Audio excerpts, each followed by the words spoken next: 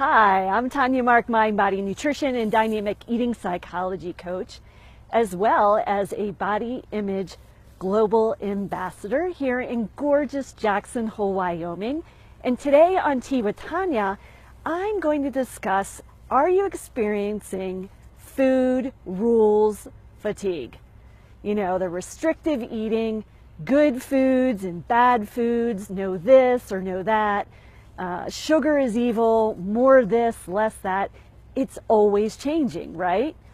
And why are many of us eating these restrictive, diets? Number one reason that clients come to me is because they're worries around their body weight, either maintaining it, losing it, and then there's a few of us who are looking to gain weight. And the second main reason that many of us are eating the restrictive diets is because of digestive distress, food intolerances. Those are like the two most common reasons we're dealing with restrictive eating and thus having this experience of food rules fatigue.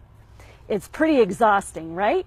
And many of us are often already exhausted by life. And now many of us are adding another layer of stress into the mix with this restrictive eating. That lack of pleasure and the lack of relaxation around food. In fact, the stress itself that we're having around food, our bodies, and our health is actually creating a lot of the problems that we have with food and our health. And it may not be the food itself in many cases that's causing the challenges that many of my clients come to me for. For example, the digestive issues or concerns around their body weight. Let me tell you two client stories. So the first client came to me, she's a very healthy eater, vegetarian, but she was experiencing terrible bloating and gas. She just wasn't digesting food well. So before she came to me, she was on a gluten-free, dairy-free, sugar-free eating plan for about 3 weeks. Restrictive eating. She did feel a little bit better, but she's like, I just can't sustain this kind of restrictive eating. There's got to be another way to help heal my gut. And while certainly these foods that she was eliminating can cause inflammation and digestive distress, they may not have been the root cause of her digestive issues. So she's stressed about food in her body, and she's suffering from food rules fatigue. So here's the second client, and she came to me because she was worried about her weight. She felt like she was an overeater and that she needed portion control. She was struggling with, restricting the ice cream and the cookies, and then, she would have a whole bunch of willpower and then just lose it and just want to eat tons of cookies and eat the whole pint of ice cream. So it's stressful. She was white knuckling a 30-day eating plan is what she did before she came to me.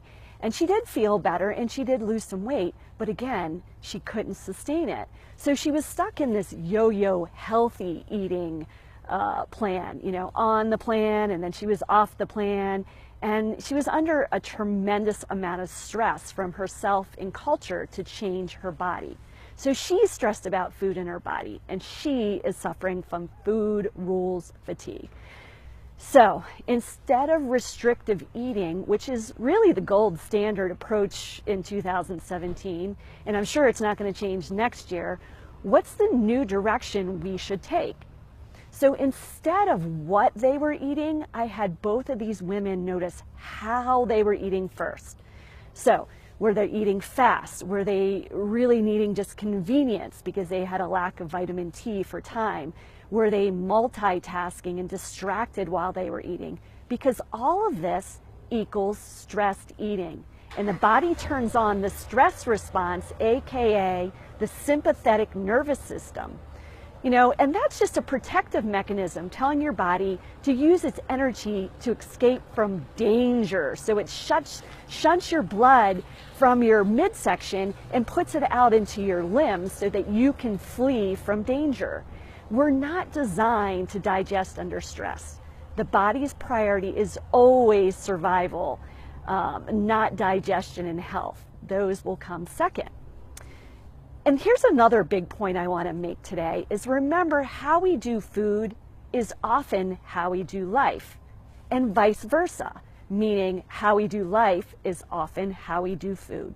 So I want you to notice. So here's the 2 tips that I want to, for you to take away today. And instead of jumping into the next latest, greatest restrictive healthy eating plan, I'd like you to try these 2 things. So step 1 is that lots of times we restrict eating certain foods when the first step is to bring more awareness to your plate. So slow down, breathe, eat with no or minimal distraction, chew your food thoroughly, taste your food, notice the aroma and texture. Oh, somebody's driving by, sorry.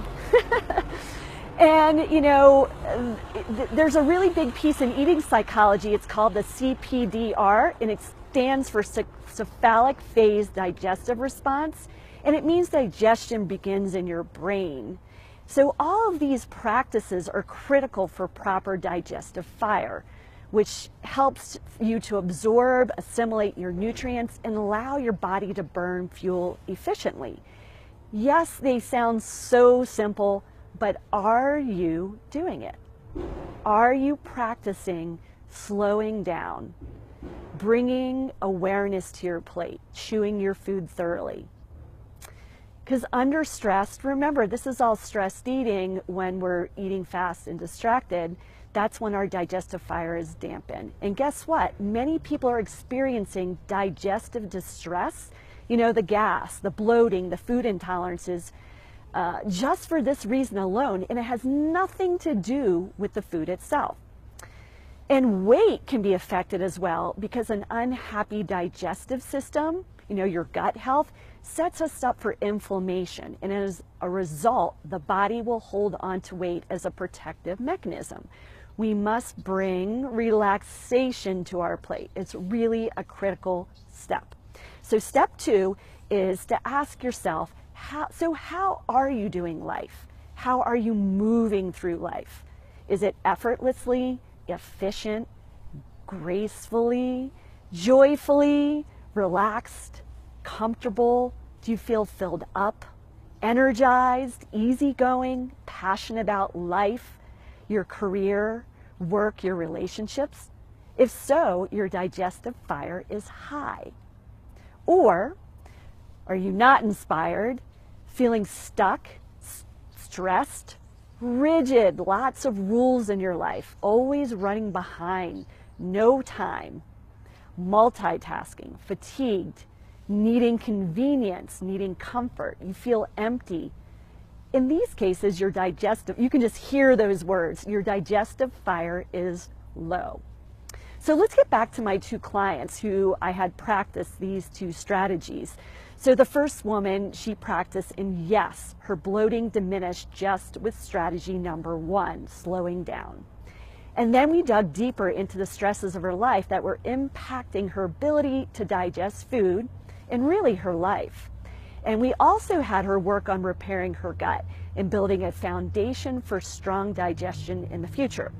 So the second client, when she practiced strategy 1, the slowing down, she automatically ate really just a fullness instead of overfull because she was aware of the food. She enjoyed the food more, and she was eating, and when she did eat some of the less quality foods, a lot of times she just tended to eat less of it or noticed that she didn't even really like it in the first place.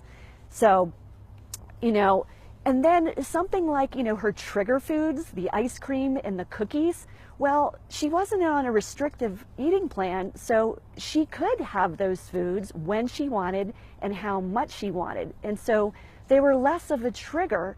And so when she did choose to eat them and she ate them with awareness, she just ate them. She didn't tend to overeat them. So not a big deal. So the second piece is that we learned more about her food habits and behaviors by diving into her life. And finally, we worked on having a big reality check about her body and weight and the comparison to others and self-judgment of herself and kind of the judgment of others in culture. So in the end, it became less about the weight loss And really, it wasn't about the weight loss. It was about making peace with food, her body, so that she could get on with the important stuff in her life. The power of relaxation, making peace with food, your body, and your whole self. So how many of you are experiencing food rules fatigue? I would love to hear from you below. Right below, give me some comments. I would love to hear if this resonates with you, what you've been struggling with, what health challenges that you're looking to overcome, and stop dealing with the restrictive eating plans and make peace with food, your body, and your whole self. Again, I'm Tanya Mark, Mind Body Nutrition, Dynamic Eating Psychology Coach, and Body Image Movement Global Ambassador here in Jackson Hole, and I hope you have an amazing day.